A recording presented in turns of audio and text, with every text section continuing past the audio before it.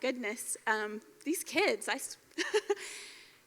I cannot believe I was not that articulate at that age. I'm still not that articulate, and I'm 43. It's hard to say, but Daniel, I think you've got big shoes to fill. And saying that to Daniel Kraft is not something that people typically say.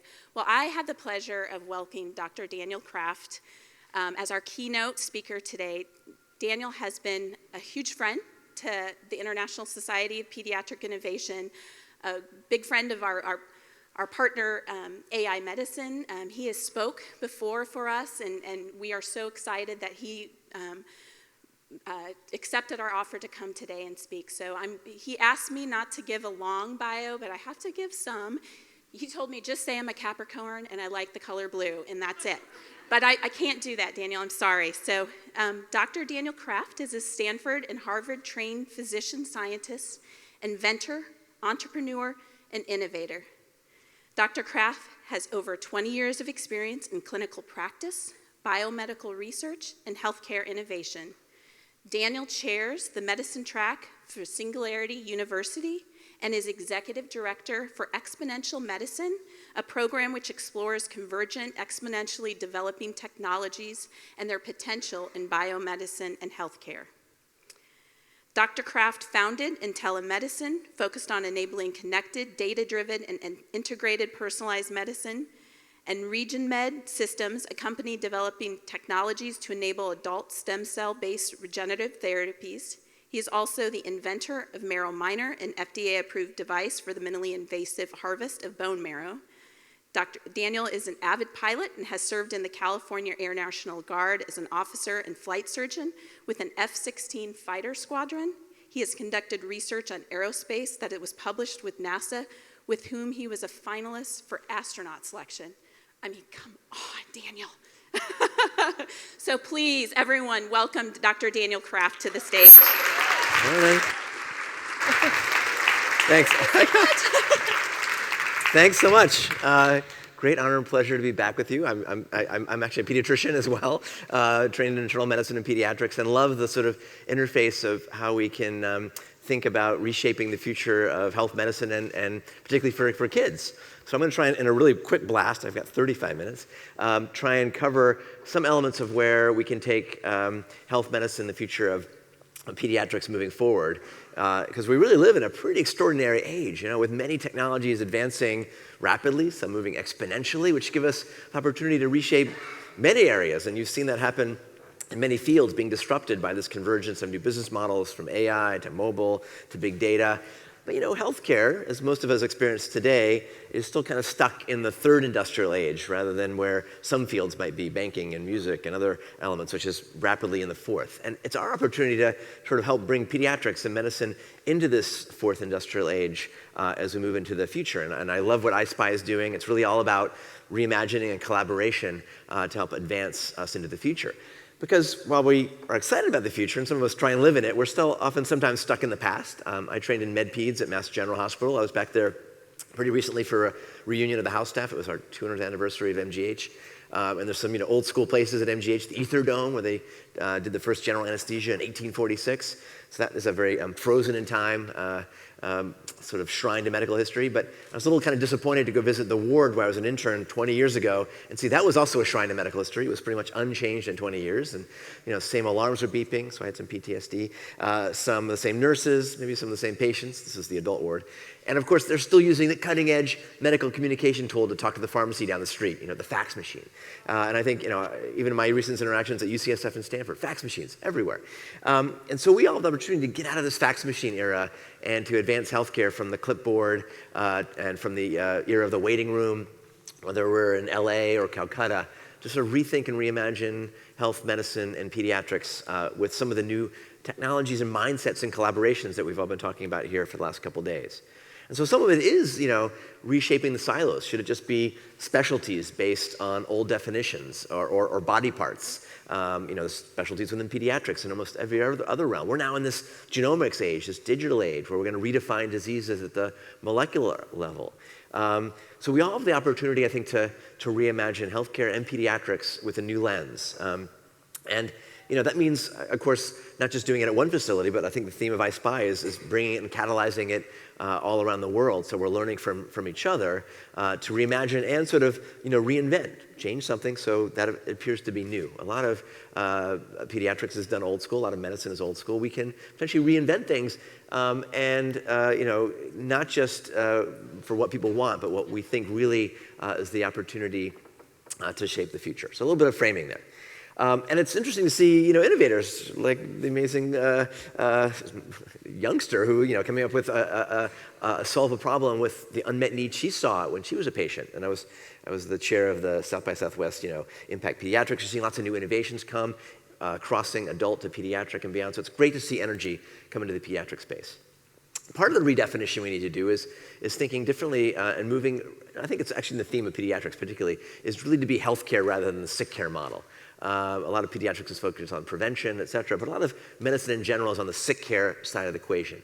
And that's because we sort of have practiced to date with our sort of intermittent and episodic care model, where we get, pediatric healthy child checkup or the occasional lab or EKG kind of done in the four walls of the pediatric clinic or ICU or ER. So we get very intermittent episodic data. If you're lucky, the parent or the kid gets it to you by PDF or fax machine, which leads to a pretty reactive system where patients tend to show up usually in the emergency room after they have the problem, whether it's a cardiac event or neurologic or cancers that often present at late stage. And I think a meta theme of where health, medicine, and pediatrics can go with the lens of these new technologies is to be much more continuous, proactive, and precise. Because in reality, a lot of the drugs we take are not that precise. For the top 10 grossing drugs prescribed in the United States last year, they were only effective in about 1 in 4 to 1 in 24 of those who take them. So we have a long way to go. It's great if you're number one, but what if you're somewhere else in that mix? So I think a meta theme for where the future can head across healthcare and pediatrics is to be much more continuous with our data, much more proactive, much more personalized, and it can start to happen anytime, pretty much anywhere in this virtualized era of care. And I think James Wall from Biodesign was here yesterday, one of the Biodesign spinouts acquired by Apple. It's a bit of a example of that technology for asthma, real-time data, real-time insights that is going to be a bit of a model for how we manage many acute and chronic conditions. So particularly as pediatricians in the pediatric realm, we have the opportunity to really move the needle to preventive, predictive, and even thinking about optimizing health and wellness at the very early stages of life to not let us live forever, but add to health span, healthy lifespan. For the kids we're taking care of now, they may live much, much longer than the average of the past. So how do we set kids up for this long health span, and what are the implications for society? Lots of things are going to shift as we move into this longer-lived era. Now, and part of that is, of course, public health measures and beyond. We want to not just live longer, but have better quality of life moving forward. So, and then we can set that up again, get them while you're young in the pediatric realm. But we're not doing that great. United States, we spend the most per capita. You can see that even the lifespan of the average American is starting to trend down. Lots of issues in that. I know you talked about opiates and beyond. I like to blame the administrators. You can see the number of physicians going up, the number of administrators quadrupling. More top down. We need to bring physicians and clinicians back into the fold. Okay. So this is a bit of an arc of what I'm going to try and cover today. Where are we with some of the realms of health and prevention, diagnostics, therapy, and discovery? I'll give you a little link at the end to download a bunch of my slides because I'm going to go kind of fast. So we're talking about the future, at least for this section. This is the cover of National Geographic from January. I had the honor of being asked to write the opening article about the future of medicine. They kind of retitled it on me. They called it 12 Innovations That Will Revolutionize the Future of Medicine. It wasn't about any one innovation. It's how we're starting to put them together and converge them in new ways. That's where the exciting area, not innovations per se, but the convergence of these innovations. And a lot of these technologies are moving quickly and sometimes exponentially. We've seen that, the shift of what I grew up on in terms of technology is now all become appified.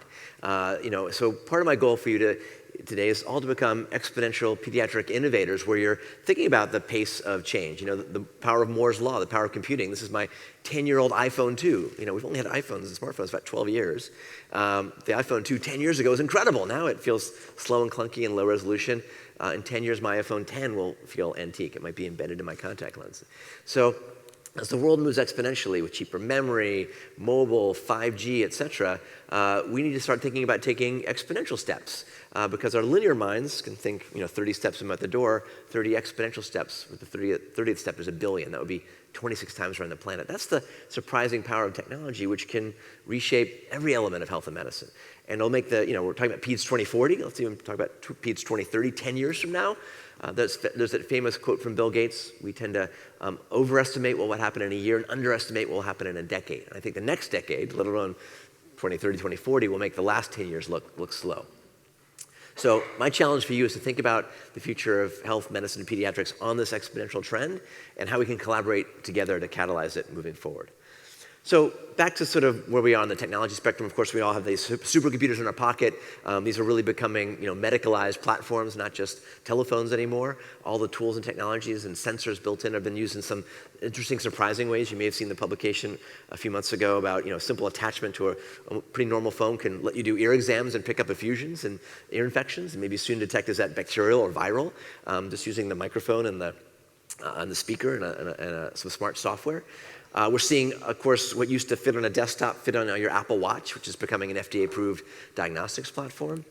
We're seeing the advent of, Internet of Things, really turning into Internet of the body, Internet of medical things, meaning we can start to connect the dots between measurements almost anywhere, any time. And 5G is rolling out this year in many parts of the country, which is not 10 times the speed of 4G, but up to 100 times. So we really have a new sort of pipeline to be building this healthcare of, pediatric IoT. What are the potentials for bridging care, whether it's in rural areas or, again, connecting the dots between all these new exponential data sets?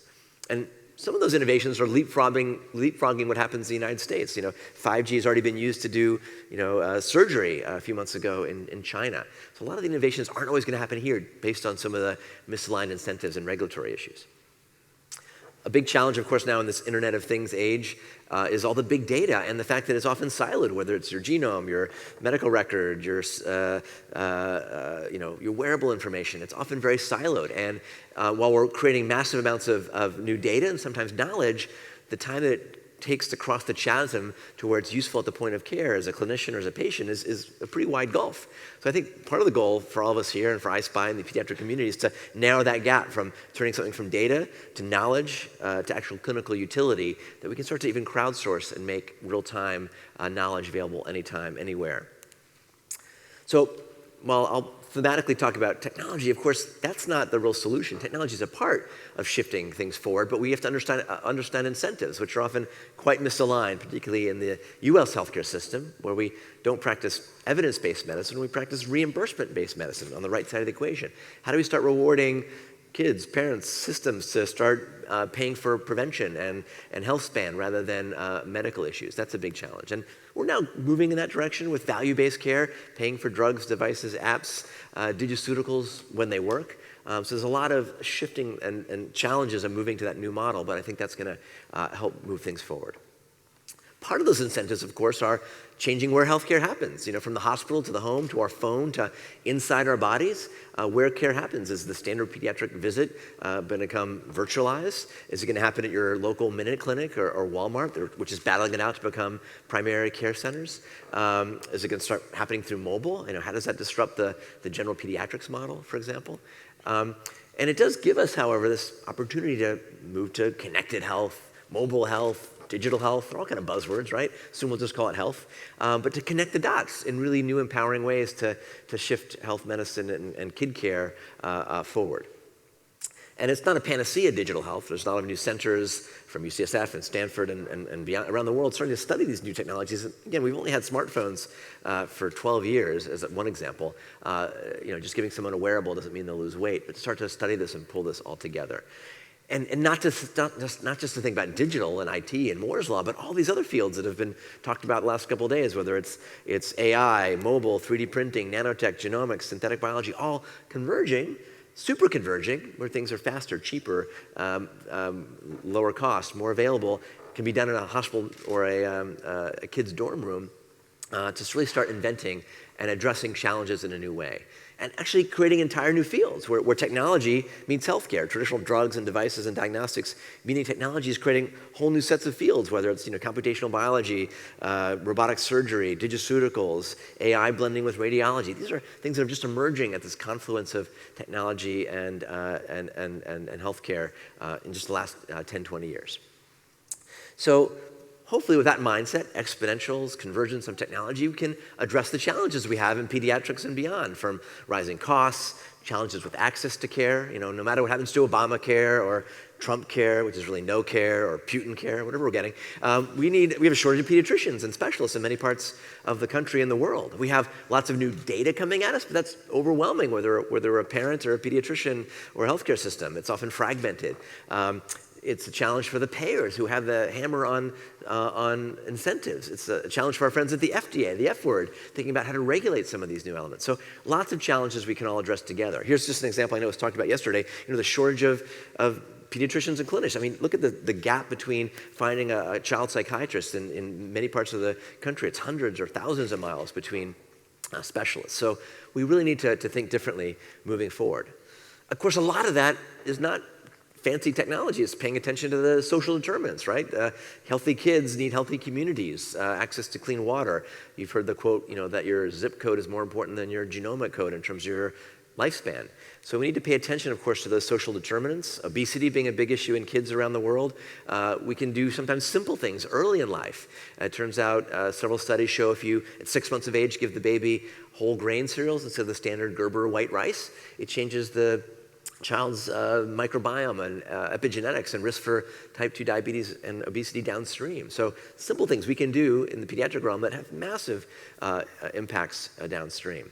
So bottom line, of course, we need to pay attention to the core physiologic needs of Maslow's hierarchy. Of course, those are evolving in our technological age. I think we're all mostly challenged, especially me, with the battery life. So I'm going to fix that. And of course, like all things, there's a dark side, right? Technology, we can be addicted to our robots and to our mobile phones. What happens to the child's developing brain when they're on tablets? And I have a 3- and 5-year-old. How much time do they get on screen? All those are things that are challenges in this technological age as well. And sometimes it's those, you've heard about ACEs, I'm not sure if it's been covered, really paying attention to what happens to a kid's emotional state early in life. Again, part of the social determinants, which if we recognize and can modify early, can have much bigger impacts than any gene therapy or fancy wearable. So we're here to reimagine healthcare, medicine, pediatrics, lots of examples of reimagination. I come from Silicon Valley. Think about it. Uber really only launched about 10 years ago. Arguably, they've had some challenges, but lots of things have changed in their world. They're even disrupting themselves, the self-driving Ubers, and what happens to the Uber driver coming downstream? We all want the Uberization of healthcare, where we can press a button and get what we want, or even have human Uber. Developed in Japan, provides a way to attend events remotely using another person's body. It's surprisingly natural, says this inventor. So next I Spy movie, I Spy meeting, just send your human Uber if you want to go. And of course, Uber and Lyft are getting into healthcare. You press a button on the app and a nurse can come and give you a flu vaccine or transmit patients who might have trouble getting around. So there really is this Uberization of healthcare, moving to the point of bringing a doctor, nurse, pediatrician by press of a button, or getting your drugs delivered. Increasingly, those drugs might be delivered by Amazon Health Prime, by drone. So lots of shifts and changes are coming.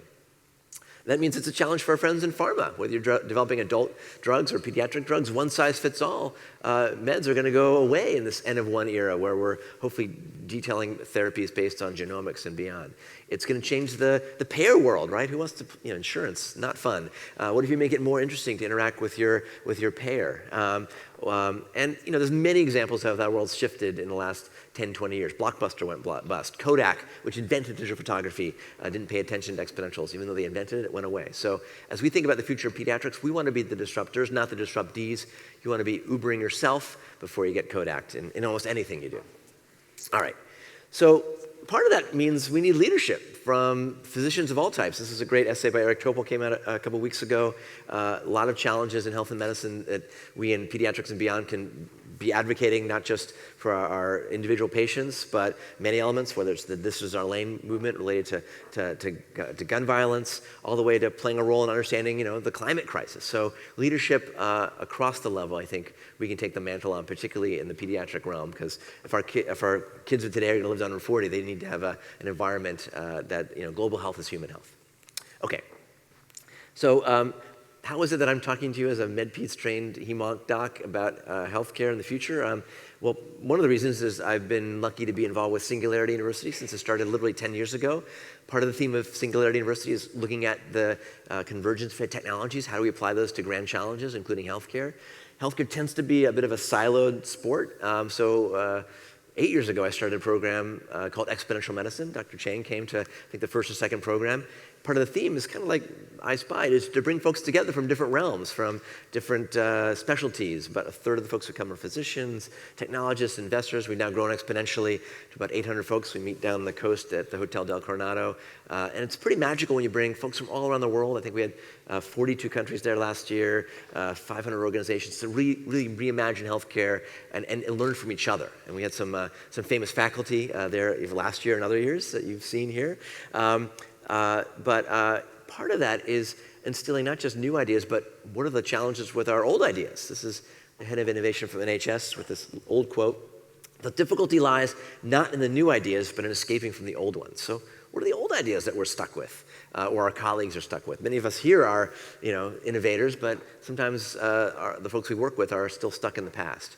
Sometimes we need to bring the regulators up to speed. This is Kul Patel, the head of the FDA, who's come to Exponential Medicine 3 or 4 times. It's helped them instill what do they need to do to regulate the apps and software of the future. So from that, they've developed the software as a medical device in their pre-cert program. So again, not just about technology, but how do you bring along the regulators, the payers, to pull these things faster and safely into the present. So hopefully some of you can join us this November down the street at Hotel Del. Exponentialmedicine.com has all the details, and lots of talks that cross pediatrics and every realm of health and medicine are at exponentialmedicine.com. Okay, let's dive into 3 areas quickly and maybe instill some thinking about the future of pediatrics. Let's start with health and prevention, right? We've mentioned genetics a little bit. It's really our behaviors, particularly our behaviors that start early in life, that drive most of our healthcare conditions, especially our bad behaviors, and sleep, stress, alcohol, etc. So what if we can get a handle on that, particularly get them while they're young? We're now only 10 years into the Fitbit world. How many of you are wearing a Fitbit or some version of one right now? Just maybe a third of you. I've got like 5 versions on right now. They've exploded on the scene. There's actually, of course, an explosion of wearables for kids as well, for good and for bad. And they, of course, start out as sort of, consumer devices, kind of gamified elements. But we're in an era now where we can start to measure almost every element of physiology and behavior using these new, now more and more connected devices, many of which are becoming FDA grade, which can even let you do simple things with a Fitbit. Measure a patient, adult or a kid who's had surgery. How much are they walking?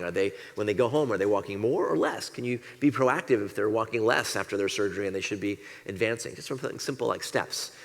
And where I think this is going in a meta sense is moving from quantified self, where a lot of us have our data siloed on our smartphones, and shifting that to quantified health, where every pediatrician is going to get a dashboard, a synthesis of their patient's data, and use that to optimize health and wellness and health span, do early diagnosis before there's a downstream advanced problem, and then when you have a chronic or acute condition, to manage that in that continuous proactive manner. So let's look at a few things that are here now that's shifting in that connected age. Of course, you have the analog scale, the digital scale. Now we have a shape scale. You can measure whether you want to or not. You're not just your weight, but your shape. How much body mass, fat mass, muscle mass do you have? Maybe that could be useful. Everything from managing heart disease to diet. Hypertension, which is common in some kids, but certainly in the adult population. The number 1 leading cause of early death and morbidity around the planet. We can start to measure now, with somewhere in my pocket, the blood pressure cuffs built into a watch, and soon to have seamless versions that can measure blood pressure continuously.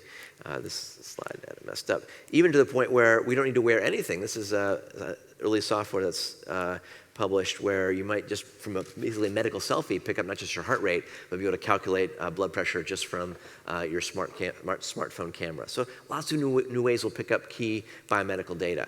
And we're going to go beyond wearables to insidables, whether it's in your contact lens or underneath the skin that can start to transmit 24/7 data, particularly for patients with chronic disease that are complicated. We'll be able to collect that anywhere, almost any time. Or the idea of a trainable, right? In our smartphone era, for kids or adults on Snapchat all the time, or Instagram, our postures aren't good with smartphone neck. Now you can put a little sensor on your back. I call it like your digital mother. It's called Upright. And you put it on your back, and if you're hunched over, and I don't have great posture, it'll remind you that you're not standing upright and gives you a little buzz, like your mom says, stand up straight, Daniel. And about a week of wearing this, for about an hour a day, rechange your physiology and can help your posture, something that has lots of implications. Shockables might be useful for some of our kids. Hearables, Fitbits basically can fit on rings today that can track your sleep. Sleep is so important, particularly for kids in their development or kids stuck in hospitals or all of us who might not be on call. So pay attention to sleep, that can be tracked. We can quantify our breath now. You're going on a date, that might be useful, but you can now quantify breath somewhere in my pocket. Oh, here's the blood pressure cuff on my wristwatch. Let's see what else I have. Somewhere in my pocket's a breathable. So bottom line, you can start to measure the molecules in breath and pick up early diabetes or cancer from molecules. Sweatables for athletes, but also for tracking kids or adults with chronic renal failure or heart failure. Ingestibles, things you can swallow that can track physiology. Brushables for kids to stay on top of their mouth hygiene. Underwearables, that's my favorite. I won't show you the one I'm wearing. I'll show you an example. What's so interesting now in this exponential age is you can buy a pack of 10 of these little guys. You put them in the underwear, like 10 pairs of underwear. Every time you put your underwear, you're connected and measured. You can throw them back in the laundry. They last for about a year. And what's interesting, this started as a consumer company measuring breath and steps for mindfulness and stress. But the incentives have changed. In January of this year, the new CMS has these new reimbursement CPT codes for remote patient monitoring. So if you have a patient with COPD, bronchitis, some pulmonary issue, cystic fibrosis, you could be tracking their pulmonary status, basically almost a peak flow with their underwearables, and use that to have early warning. So think about these new sensors that are getting so cheap and ubiquitous. You get a pack of 10 that can be used for many chronic and acute conditions. Number one drug, of course, is our food. Hippocrates said, let food be thy medicine, medicine by the food. You can start to quantify your food. If it's a kid with a peanut allergy, you can wand it and see if there are peanut allergens in there or gluten. So you can measure input, and you can start to measure output. Lots of data there, and it's not a joke. I know at least 5 startups building ways to track that kind of data. And where this will take us is to this era of personalized nutrition, understanding genomics, metabolomics, real-time blood sugars to give really personalized diets for kids or adults who need them. And then, of course, in the pediatric realm, this is actually older. This is my son Leo, who, when he was like 1, he's starting kindergarten tomorrow. We can start to track our kids. It's not always necessary, but sometimes there's the worried parent. You could track everything from their temperature to how much milk they're drinking. When is it going too far? What do we do as a pediatrician, as a parent, with some of this information? Tweet pee might be going a little too far, right? But we really can pick up data from a digital diaper that might be useful in some situations. And we don't really want to have connected sensors. We're moving into the era of invisibles. This is a company called Cocoon Health, where they've modified a normal camera with software to pick up heart rate, respiratory rate of kids at home or even in NICUs. And going beyond just vital signs status, crying and movement. Maybe you'll pick up autism at 2 months of age rather than 2 years of age. Or, whether it's kids or adults at home, using a simple camera and machine learning to pick up behaviors so that whether it's aging in place or developmental measurements, you could do that with AI, machine learning, and cameras. Now, there's privacy issues involved, but lots of potential. Wi-Fi has been modified by MIT engineers to pick up the vital signs of up to 10 people in the same room at the same time. So we'll start to be able to measure, again, behaviors seamlessly. And that could be potentially useful in many clinical endeavors. So bottom line, whether we like it or not, we're entering an era where we're going to always be online with our digital exhaust. What do we do with that? It's kind of cool, maybe, but it's a bit of a so what if we don't know how to use that data in impactful ways. It can be used by Big Brother, insurance companies starting to nudge and have lower premiums if you're doing your 10,000 steps. So for those of you looking for new business opportunities, people pay me to put steps on their Fitbits. There'll be people trying to hack these systems going forward. So here's a cartoon that was made for Exponential Medicine. What is it, doc? Just as I thought, you're generating too much data. As clinicians, we're already overwhelmed with data and click boxes. We don't want more data. We want actionable information that's aligned and integrated into our workflow, right? We all know the issue about clinician burnout, right? Our horrible EMRs. We're spending twice as much time entering data as data clerks than we are face-to-face patient care. So we need to think about better design elements so that data gets presented into our workflow. You've heard about the quadruple aim, improving the clinician experience. It's starting to come together. We're at the cusp of this integration. You know, our Apple Health Kit can integrate data from all my wearables and other connected devices. It can send that to my clinician at Stanford. We're seeing Google Health, Verily, now build the baseline trial, so we start to understand what does this real-world small and big data mean in context. And you can all volunteer for the baseline trial or the NIH's All of Us trial, so we can sort of build a Framingham trial on steroids and understand what does this data mean in real time.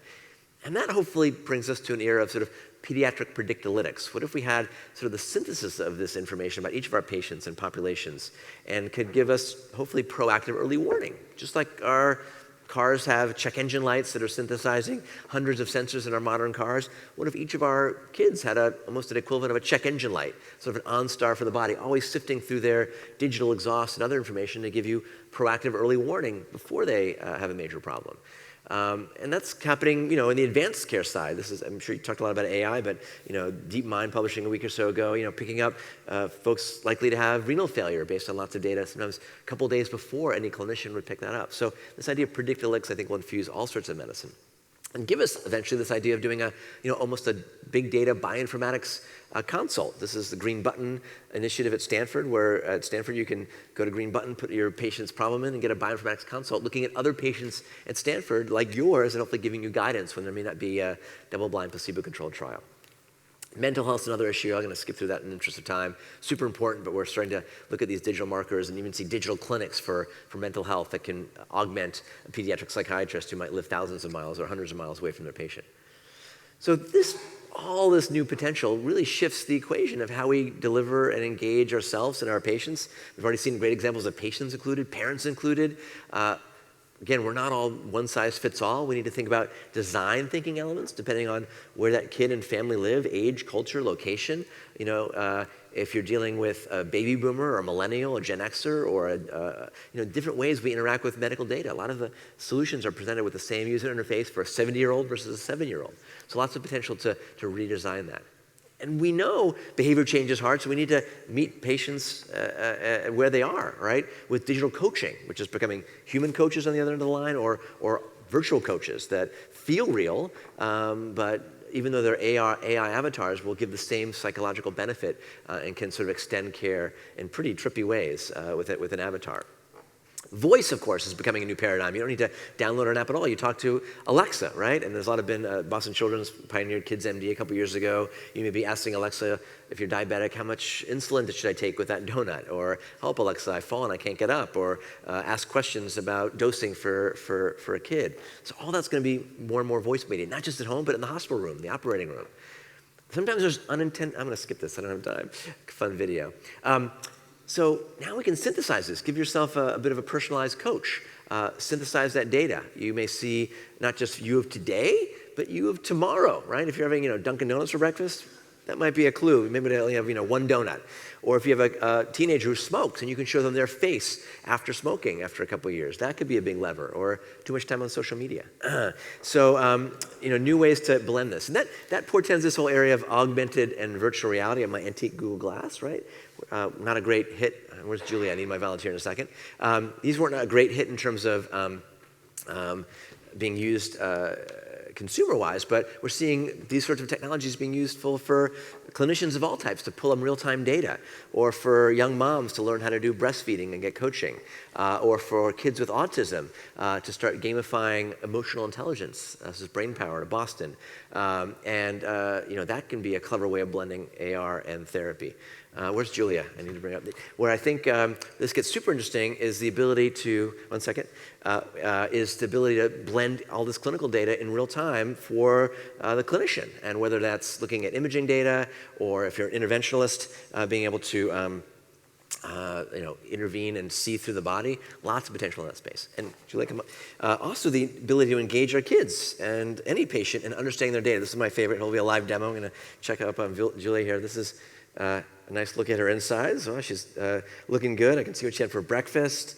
We can look at her, you'll see that. You can look at her heart. She's got a good heart, of course. Let's look at her ejection fraction there. She has, it looks like a good 58%, looking good. All right, thanks, Julia. I'll send you the bill. But that's an example of getting kids, oh yeah, I'm going to be slow on this. That's a great example of getting kids engaged in their data. My son Leo at 3 understands his basic anatomy and hopefully stay healthier and happier. Or getting kids to even do games like Pokemon Go gets them out there. And this might instill behavior change. Magic Leap is getting smaller and cheaper. Mentioned in my bio, I've been a pilot and a flight surgeon. We use the heads-up display when we're in the fighter cockpit to see outside of the round dials, and they might talk to us. Can we turn the sound up? I need the sound up, otherwise this is not going to be any funny. Maybe we don't have sound. The plane will talk to you, say, pull up if you're about to hit a mountain. Or maybe we could use that kind of augmented reality for behavior change. You see your breakfast in one way, and then another way, and then your app talks to you and tells you to pull up before you crash into your calories. Whoa, that was up, okay. That was up sound, thank you. Virtual reality, of course, is becoming super fun. Super fun if you want to put grandma on a roller coaster. But as you might know, VR is now being used as therapy for pain management, right? Throwing snowballs at penguins, you use less than half the opiates. Or doing physical therapy, which is not fun, can be gamified. Or kids, with amblyopia or their eye issues can go into virtual environments and retrain their eyes. Or be in a scary hospital room and instead of being in a hospital room or in a procedure room, be at the beach. Or for surgeons, I think we're talking about the future of surgery later today. They're going to be teaching tetralogy flow, and Anthony remembers this, but I never remember all those complex cardiac anomalies. Instead of Stanford Virtual Heart, you can walk inside the heart and look at all the different anatomy and different surgeries and interventions. Really new ways we're going to transform education, including outside of the operating room. There was a shortage of interventionalists around the world. You can now watch a live streamed or recorded surgery. My friend Shafi Ahmed has pioneered live streaming surgery, so you can extend education outside of a single operating room to thousands. Or many of us will train in simulation. So VR is a great example of how we'll kind of do a virtual flight simulator for procedures. We'll go in there and we'll practice and not see one, do one, teach one, but see one, sim one, sim one, sim one until we get it right. So lots happening in the medical education space. We're going to see ways for surgeons, from driver assist to surgeon assist, all the way to eventually the element of, as pioneered at Washington Children's, robotic surgeons can already do better anastomoses. So lots happening there. I'm way behind time, so I need 3 extra minutes. Diagnostics. Lots of stuff coming in diagnostics. The ability we might predict dementias from just behaviors and eye tracking and maybe blood levels of amyloid, which might give us this advent of treating disease in kids or adults at stage 0. Just like we give statins for risk of cardiac disease, we'll start giving maybe statins for the brain. Here's my own brain, which came AI encoded. There's lots of new ways to do faster and cheaper body scans, and maybe each of us is going to start getting a 30-second whole body scan with this exponential of imaging. Questions of today, whether utility and usefulness and cost, but we'll see amazing imaging elements come up in the next decade. And then as pediatricians or any clinician, the idea of having a digital doctor's bag, the ability to send a patient and parents home with a titer device, so you can do a virtual visit and have data coming back, listening to their heart and lungs, looking in their mouth and ears. So not just a virtual visit, but having real-time data in the element there. Ooh, I'm out of time. The cardiac echo device, which can do a better job than me, certainly, at doing basic exams, listening to the heart and lungs, also doing an EKG based into a device on the market today. So upskilling. The AI-powered ultrasound, which can democratize diagnostics anywhere on the planet. I think you've seen a lot of these examples already. Here with Dr. Dave. I'll skip Dr. Dave there. All the ways we're going to start to collect intensive care unit levels of data, outside of the 4 walls, and that means, we'll admit patients to home, or again, send them home earlier using these little, Band-Aids that are coming to market today. So lots of things and tools we can start to use from the lab on a chip. Despite the disaster of Theranos, lots of new ways we can collect lab data. The rise of the medical selfie. You have a patient with signs of a urinary tract infection. Do they need now to come to the lab and drop off their urine? No. With our exponentially better smartphone cameras, you take a picture with your urine dipstick with your phone, and it automatically does your diagnostics and sends that data to your doctor, to the CDC, to the NSA, whoever else wants it. So no more UTIs in the clinic, right? Or we have a lot of challenges with the genomics in kids. Okay, this is a classic face for Down syndrome, but there's thousands of genetic issues. Now it's been basically appified, so you take a picture and understand the genomics. And we know that personal genomics is getting cheaper. Pharmacogenomics will hopefully become part of daily care, so we're actually dosing and selecting drugs based on genomic information. You can even make socks based on your genome. Here's my personalized socks, very specific to me. But what will get more interesting is many diseases will be detailed at the molecular level. It won't just be type 2 diabetes, but diabetes type 5 at the genetic level. all the way down to this new era of polygenic risk scores. We're really, as pediatricians, going to have this data on every child sequenced at birth or before birth, and we'll use that to guide prevention very early in life, not the average patient getting the colonoscopy at age 50 or mammogram at age 40. Of course, we need to still diversify these genomic databases. The microbiome, of course, is getting interesting. I'm not going to go into that since you all know a lot about it, but I think lots of interesting implications in the pediatric realm. If you're born by C-section instead of vaginally, you get a very different microbiome in the child, and they have higher risk C-section-wise of downstream issues that might be related to the microbiome that they start with. So we're starting to see interventions beyond fecal matter transplants that might be applied in pediatrics and beyond. So let me finish up last minute connecting the dots. I think what Anthony and others have been pioneering is the ability to pull this data together and apply, I like to call it IA, intelligence augmentation, so we can use that in smart ways. We're seeing that spread around the world. NHS just launched a national AI intelligence lab. We're seeing all these examples from dermatology and radiology and pathology that are shifting how we're going to practice care and democratize diagnostics and therapy around the world. And I'm hopeful again, that's not going to disrupt the clinician, but augment them to let us do what we can do best, the human elements of care. So we're working together, right? The idea that an AI won't replace a pediatrician, but a pediatrician using AI will replace those who don't. So it's going to be a collaborative process going forward. All right, way out of time. Therapy, gene editing, you know about CRISPR, particularly impactful in pediatric diseases like sickle cell, thalassemias, where it might be a single base pair. Those are going to clinical trials as of like this week in the United States, so that's moving quickly. Drug delivery can happen in new ways, whether it's tracking asthma medication or taking a drug that might have only been given by IV infusion or sub-Q, now swallowing a little robotic pill that can inject that medication directly into your patient's bowel wall, so not needing to come into the infusion center, for example. That's in clinical trials today. That might be normal in a couple of years. Electroceuticals, not just pacemakers for the heart, but for the brain, for the gut, for diabetes, putting together digiceutical, electrical, and data to make an artificial pancreas. So what happens then when these devices can get hacked? Hacking your pacemaker, hacking your hospital, hacking your data. Lots of challenges there, and blockchain is another technology that's coming to the field to hopefully make our healthcare data safer. All right, let me finish up. Oh gosh, I'm so behind. Virtual visits are going to change. They won't all be on your camera. I think you've talked about chatbots yesterday that were already becoming available. That will be your first asynchronous level of intervention before you go see the clinician or the pediatrician. You'll be able to do basic triage and answer questions ahead of time. That's exploding in other markets, like Good Doctor in China, over 200 million users in 2 years, so we can democratize access. The application of digiceuticals, prescribing apps, prescribing video games for ADHD. So much is out there. I'm always asked, how do you manage this? So I've recently built an early version of a new website, digital.health. That's the domain, digital.health. And that's hopefully going to be a digital health formulary for pediatricians and beyond to find the apps, devices, and tools and technologies you can start to prescribe to your patients. And Lita, who's here, a pediatrician friend of mine, she's helped build out the pediatric element of digital.health. So what are the digital health tools and technologies and hackathons and platforms that we all should be leveraging so we can share data? I've also recently built on a new website, healthcareconnectome.com. We talked about this when I was at iSpy a few years ago, and I finally finished the software. It enables you to build a connected mind map, so we can build a map of pediatric innovations and start to cross-fertilize. So I'd love any help.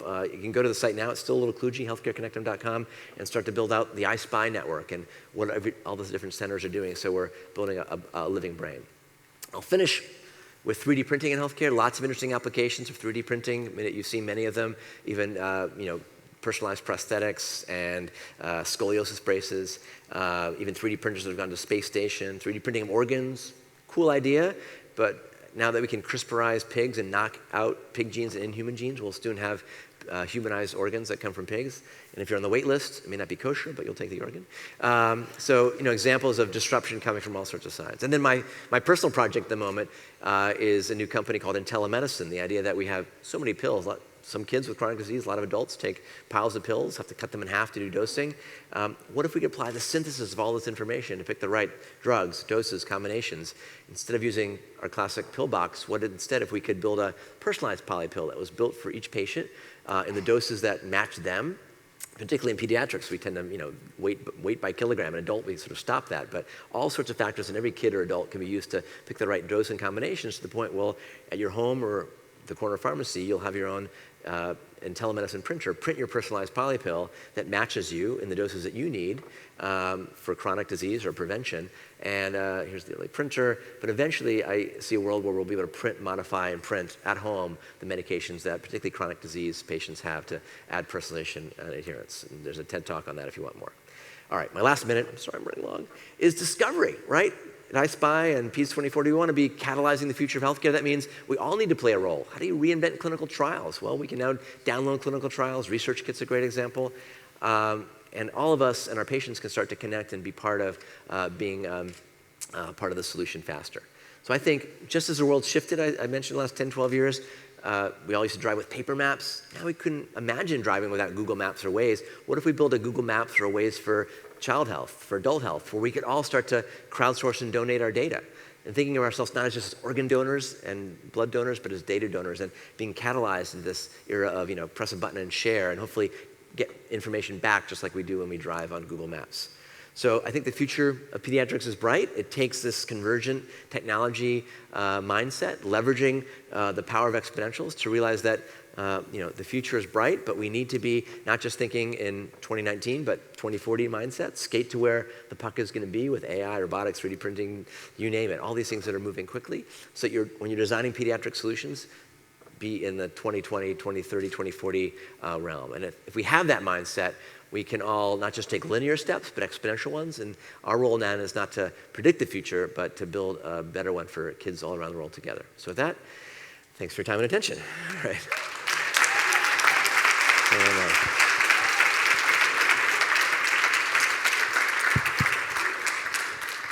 Thank you, Daniel. See, I gave you back the 5 minutes. I went overtime at your meeting. Yes, you did. Do you like my personal socks, by the way? Yeah, your socks are very personal, yeah. Okay, so hundreds and if not thousands of technology in shapes, sizes, forms, pediatric focused around. Mm-hmm. So how does one in a healthcare system, pediatric healthcare system, decide which ones to acquire? Well, I mean, a lot of the challenges, a lot of these digital health solutions, if they're digital health solutions, is, death by pilot. Every healthcare center wants its own little pilot to show that it works in their little fiefdom. And there's some new endeavors to try and put that together so we have more integrated, let's say, digital health solution trials. Part of the element was a lot of these things are sort of interesting widgets. They might work for one little disease in some form. We want solutions. So sometimes it's putting it together in the whole realm. I think Philips is an example trying to, manage that for COPD or diabetes on the adult side. So maybe in pediatrics, we need more of that solution mindset. And then potentially a bit of that example from digital health, a bit of a digital health and medical formulary. So you can find the tools and solutions that match your patient, which you may not even be aware of, that may have been proven out. And I think iSpy can play a role in showing what's worked in some centers, so you don't need to relearn it everywhere else. By the way, I just want to publicly thank Daniel. He is often alluding to iSpy at his meetings, really helps us in terms of publicizing this network of 30-plus children's hospitals. But I do feel like, as big as we are, and remember you gave our first keynote 6 years ago now. Jeez. Hard to believe.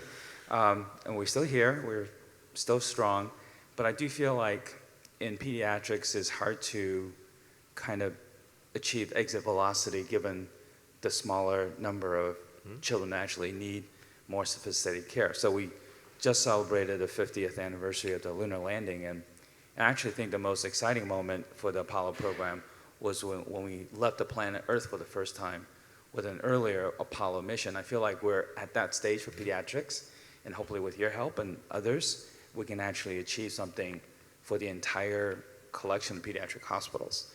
What do you think are some really great sort of first-tier projects that would involve 30, 40, 50 hospitals in your mind? I mentioned a few yesterday, but I wanted to see what you would think would be a good one. Moonshots, per se? I was actually at I was at the Apollo 17 launch when I was a little kid. And later I actually got to meet Gene Cernan, who was the last man on the moon when I was a medical student at NASA. I mean, I think part of the potential is a bit of this sort of real-time shared data, so that when you're a pediatrician, primary care subspecialist, and you're seeing a patient, we're looking at all the shared data and insights from every member of iSpy, or hopefully all around the planet. So it's being real time. I mean, even something as low-hanging fruit as pharmacogenomics. You're prescribing a cardiac med, even old classic drugs like Coumadin, there's like 5 genes involved and 10 other factors. There's nothing you can do in your head. So that sort of shared learning, that kind of Google Maps for pediatrics, I think could be super helpful. It's a bit of a moonshot because it takes collaboration and all the challenges around data sharing and HIPAA, which is a well-meaning rule, but is actually inhibiting care. So part of it is a regulatory moonshot as well. So I'm trying to think of other pieces that would be there. But I think that sort of real-time, AI-enabled information, and even as you mentioned briefly, your idea of having a crowdsourced location to look at imaging. When there's not enough specialists in one location, the fact that we're now in this amazing connected digital age, we can do things asynchronously and anytime, anywhere. We have a lot of young innovators here. As a matter of fact, we had a workshop yesterday, and I'm the privileged co-director of a summer internship program at a children's hospital. And we don't have a shortage of idealistic, energetic, curious young people. Mm-hmm. But I do feel like our healthcare system, particularly in the US, isn't well set up for physicians like you and I who want to spend a lot of time in this area, but have our day jobs. You introduced me to Tony Young, who actually got a chance to meet. The last time I was in London, we spent a lot of time together. It's interesting because when the grass is always greener on the other side, so Tony said, I'm so envious of you guys from California with all the resources and all the brain power there, and yet I'm envious of his work with NHS, which gives clinicians an opportunity to be entrepreneurial without taking away their day jobs. Mm-hmm. So how do you see US and UK combining the advantages of both countries and maybe have a sort of a happy medium? So Tony is he's a urologist, came to a couple of versions of exponential medicine just as a participant, right. Then was faculty, and then went back and started that clinician entrepreneurship program in the NHS, and I have like hundreds of folks, and they kind of provide this sort of conduit to be a clinician in the trenches, but also see a problem area and solve it, kind of like James Wall in biodesign. I was a part of the first year of the biodesign fellowship, is see unmet needs, pain points. We all see pain points all the time, but we feel frustrated there's no way to potentially solve them, and the kids kind of see that. They can build an app and solve a problem or connect the teddy bear. So maybe it is instilling in our clinicians, nurses, patients, parents, kids, that they can help solve these solutions by identifying the problems they have, and then they don't necessarily need to be the AI expert or be able to build the app or the 3D printed device, but pull it together and have a way to plug in innovation and solution building in your hospital center or in your system. There's the Maker Health movement, started with Maker Nurse. We have a 3D printing lab in hospitals. So it might be like the idea of an idea box, but the idea that everyone should be an innovator. It doesn't need to build the whole company, but can be finding the unmet need, helping people solve it from the perspective of the patient, physician, payer, family member, et cetera. So. Yeah, I think one of the tight issues for us in pediatrics is just getting the funding, and every hospital could use funding. And one of the reasons I am excited about iSpy is we may have a shot at getting a multi-billion pediatric innovation venture philanthropy fund, because it's sort of a soft spot for a lot of big tycoons in Silicon Valley. And are you doing anything along those lines for adults? Because adults have just as big needs in adult medicine as well. Just get everybody together and innovate together, essentially, with money behind it. I'm not writing billion-dollar checks, but Chan Zuckerberg is. They're an example of doing that. We're seeing other. I've been involved in the X Prize for a while. I helped come up with the medical tricorder X Prize. We're doing a cancer and an Alzheimer's prize. So sometimes you can instill money in when you want to solve something that's challenging, something with audacious but achievable. I think there are new ways of crowdsourcing dollars. It doesn't need to be one big check from a multi-gazillionaire. We can all donate $5 to and because kids are the future, and that is a soft spot for many. When you can amplify it up, it doesn't all need to be one hospital center. We can hopefully then also more intelligently drive and coordinate lots of siloed organizations for certain diseases. I was on the phone just the other day, and he's going to speak at Exponential Medicine. A guy named David Fogelbaum. He's a physician now at UPenn. He was a quarterback for the Penn football team, went to med school at Penn, then developed some weird life-threatening illness. Almost died 5 times. Turns out it's Castleman's disease, which is a very rare disorder. He ended up going to the lab and helping find that sirolimus is a way to maybe treat this idea that now they can start to coordinate centers. I think they're funded by Chan Zuckerberg to kind of think about rare diseases, which is in many pediatric realms the case, and both understanding it and catalyzing it and funding it in new ways. There's lots of models that can shift. Well, again, want to publicly thank you for your support of iSpy and Peace 2040 from its inception, actually. So it's great to have you back. I hope you'll come back for the years to come. All right. Thank Awesome. you, Keep going. Dr. Kraft. Thanks.